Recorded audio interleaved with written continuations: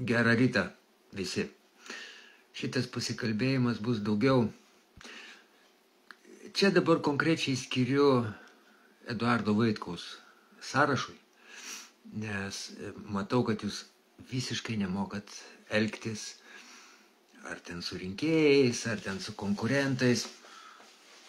O konkreti priežastis tai pas Marių Jonaitį nufilmuotas susidūrimas Tatjanos su Pikdžirniu, Arnoldu Pikdžirniu.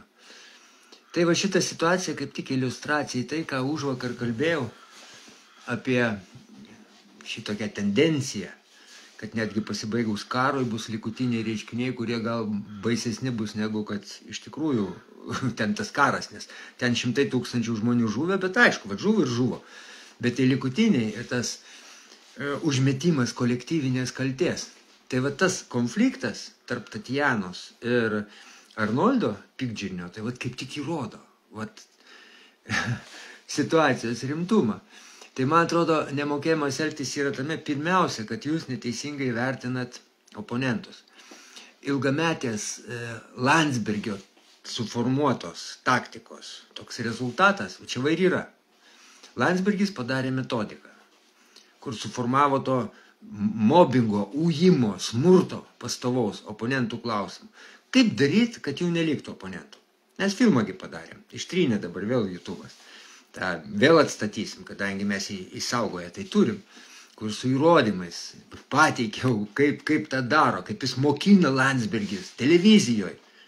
Vat įsivaizduok, Tatjana, va tokia kaip jūs, aš, va Vaitkus, jis mokina, kaip išlošt neinant į debatus. Mes esame mėšlosi, išdavykai ten vėl. Jūs konkrečiai rusofašistė, aš rusofašistas. Ir jiem nereikia nei argumentų, nes jeigu tik bus argumentai, jie pralošia visada. Tai Landsbergis sukūrė metodikas, kaip padaryti, kad nepraloštų. Iš karto etiketės priklijuoja, kas tokie, ir tada mėšlasgi, rusofašistai, ten ta, na.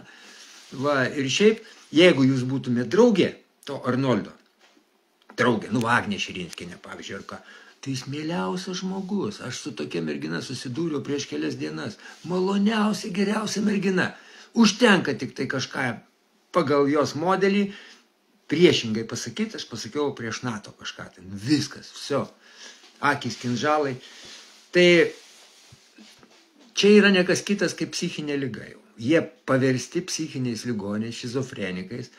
Ir tada, kaip tu su jas kalbėsi, jeigu logikos nėra tenai. Tai vat pirmą kartą aš su šituo dalyku reiškiniu kitokią formą susidūriau dar studentas būdamas. Tai troleibusų važiuoju, jaunas bachuriukas buvau, girdžiu, moteriškė. Jūs pažiūrėkit, kaip jinai apsirengus! Ir rėkaudama nuėjo. Nu ką, ginčyti su ją? Pavyzdžiui, jeigu ant manęs būtų pasakius taip, įsivaizduokit, Tatjana, kad aš būčiau pradėjęs. Kas čia blogai, kad apsirengęs? Tai pažiūrėkite, ten neįmanoma. Ten kiekvienas mano bandymas jai kažką aiškint būtų kaip agresija įvertinta. Čia lygiai tas pats kaip šuniui. Va pas mane yra kalytė baili ir vienas iš mano aplinkos šeimos narių pažiūrėjo taip į akis piktai. Viskas, jinai pradėjo lauk turksten. Niekaip tu ten. Reikia tiesiog žinot, mokėti apseit su jais. Va, lengva pasakyti, sunku padaryti. Nesunku. Tiesiog reikia išmokti kai kurių modelių elgesio ir tiesiog žinot. Kadangi jie atrodo normaliai, kaip normalų žmonės, tai jie atrodo, su jais reikia elgtis normaliai. Va, bet iš tikrųjų jie ligoniai yra. Nieko tu čia nepadarysi. Tai pirmiausia, ką reikia elgtis, švelniai. Nediskutuot, be šansų. Jie geriau žino. Jie žino, kas jūs tokie. Jie žino, kad rusofašistai, mėšlo krūva, sukalbėti negalima. Jo, taip, užuojauta, gailestis, dar kažką. Pasakysiu porą atvejų. Iš savo patirties, nes gali atrodyti, kad teoriškai aš viską sakau. Ne teoriškai, praktikoje patikrinta. Pavyzdžiui, renkam parašus už Algirdą Paleckį. Ne? Ten išgirstu, kad važiuoju gelbėti, jau tenai jau policija žada, ten jau vos nemitingai, muštynės bus, nuvažiuoja prie Kalvarijų turgus. Normalus žmogus su visais kalba kaip su normaliais žmonėm. Tada pradeda aiškinti, kad ten Rusija nekelia grėsmės, ten ar Algirdas Paleckis nenusikaltėlis, tie automatiškai, oi, ten, oi. Ateinu aš, paverčiu viską juokais. Pradedu, Algirdą Paleckį kalėjimą ten žadat, jo, ten gal ir neblogai, neblogiausia vieta, pasirašyk, ten ta. Dauguma įtampa bent jau dingsta. Bet viena agresyvi išsisikė irgi paima, iškviečia policiją. Va, čia Paleckininkai. Atvažiuoja policija, matau. Aš pradedu rėkti. O, policija atvažiuoja, atvažiuokit, demokratiją apsaugokit mus. Policija kaip tepės lydės pabėgo. Net policija pabėgo. Nes agresijos neskleidžia, čia pridurkai kažkokie tai. Bent jau. Konflikto ir nėra. Visi, kurie piktai nusiteikia, visą laiką juokais, svarbiausia pačiam nesileisti į jokias diskusijas, įrodyti priešingai, nes jų neperkalbėsi. Bus tik tai pilietinis karas, gesinti reikia.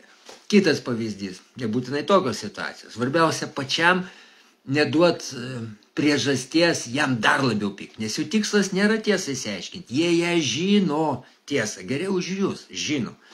Jo labiau aiškinti, įrodyk. Įrodysiu, jeigu jis nerodys, duos per galvą ir viskas, nes čia mėšlo krūvagi. Išdavikai, jūs išdavikai, ką jinai žino, jisai, jam suformuota, jisai žino. Kitas pavyzdys, šviežiausias. Va, prieš kokį porą mėnesių su šuniuku vaikštau, čia netoliese, bėga sportiškai apsirengęs vyriokas, toksai, mane pamatė, sugrįžo net. Ach, tu šūdas, kaip tu čia drįsti, žinai, ten. Koks jo laukiamas rezultatas? 3 variantai. Arba kad aš nepatogiai ten apsimesiu, kad nieko nematau, o jis ten mane laistys ir toliau. 2 variantas, kad aš pabėgsiu. 3 variantas, kad aš įpulsiu. Pažeidžiu visus jo laukiamus variantus. Susidomėjęs prieinu. O koks? Skystas ar kietas? Jisai, kadangi sugriaunu jo tą laukiamą, kas skystas ir kietas? Šūdas, ar skystas ar kietas? Susimėtė, tada aš pradedu eiti smalsaut. Nu tik įdomu, kaip? Koks, kur, ką? Pabėgo, tiesiog pabėgo. Veuksėdamas, nes galvo durnas, nedurnas. Sugriaunu jo modelį, tiesiog laukiamą. Nu ir ką, nu ir vaikštai savo žvengdamas. Dabar pažiūrėkit, ką Arnoldas Pikdžinis apie jūs rašo. Mano žmona užpuolė, Matyt, kad reakcija vis tik švach, nekokia, reikia puolant gintis. Nu ir ką, nu ir daro tai, meluoja ten, ar tai buvo, ar nebuvo. O gal ir buvo, gal jūs ten susikivirčiot. Kaip aš daryčiau tokiais atvejais? Vat susiduriu su kažkokia. O, duokit laikraštį paskaityti. Aš irgi nešioju ten. Duokit savo paskaityti. Aišku, pažiūrėtų ko? Vaitkaus. Jūs tokie. Nu, gal ir tokie, ką aš žinau, bet duokit paskaityti laikraštį. Jokios agresijos, jokių argumentų. Jūs nieko neišlošit. Nieko. Mes turim reikalų su nusikaltimo aukomis. Jie nekalti, visiškai nekalti. Juos landsberginė politika, manipuliuojant visais tais įrankiais, turint savo rankose resursus visus, žiniasklaidą, juos padarė psichikos ligonis. Reikia pirmą išmokti apseit su tais dalykais.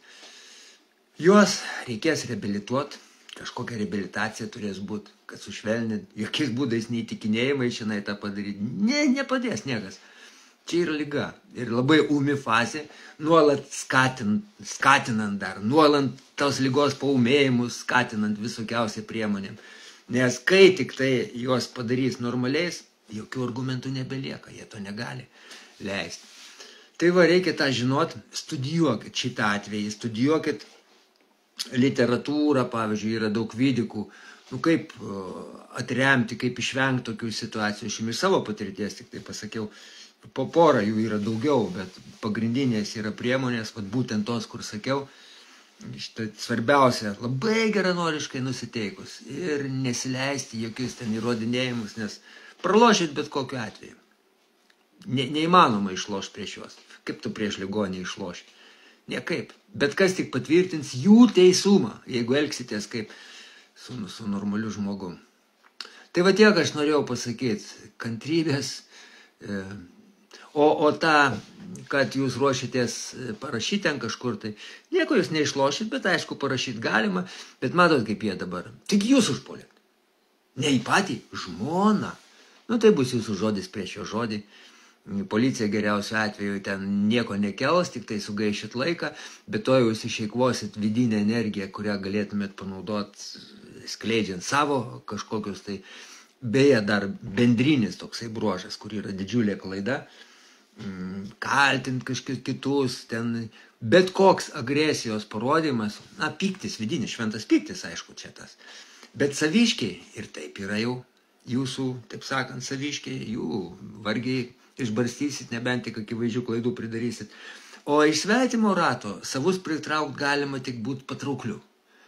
O kaip patrauklus bus, jeigu piktas ten įrodinėjantis kažką, tai nepatenkintas? Žiūrėkit, kokie jie visi. Tuoj tokie pukotukai, tokie švelnų, žinai, ir užtenka tik prisiartinti, parodyti, kad ne jų tarpo iškart pavirsta tikraisiais. Užmuš bagatavi. O kaip neoliberalai tie visi, Nielsen kompanija. Tai nereikia jiem duoti tų ginklų. O pačiam skleist meilę, šilumą. Tik tokiu būdu jūs galit kažką tai pritraukti, bent jau simpatijas kažkokias pelnyti. Kitaip, jokių šansų. Tai kad sėkmės, čia yra darbas. Daugiausia su savim darbas. Laimės ir sėkmės. Iki.